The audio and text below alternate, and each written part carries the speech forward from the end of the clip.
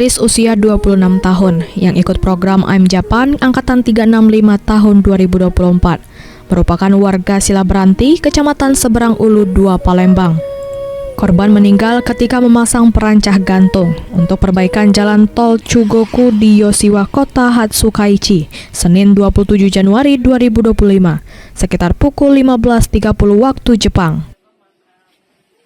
Perancah yang dipasang tiba-tiba ambruk membuat 5 pekerja terjatuh dari ketinggian sekitar 20 meter. Satu orang warga negara Jepang dinyatakan meninggal di tempat, sementara Tris meninggal saat dibawa ke rumah sakit di Hiroshima. Ibu korban menuturkan Tris sangat peduli dengan keluarga dan tidak pernah melupakan ibunya, apalagi ayahandanya yang telah meninggal dunia.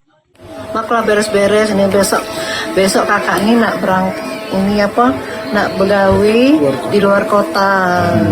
Nah, ini kita buka ini dulu katanya slip gaji. Jadi dibuka dia dapat dua gaji. Dua slip. Gaji, satu reward, satu gaji.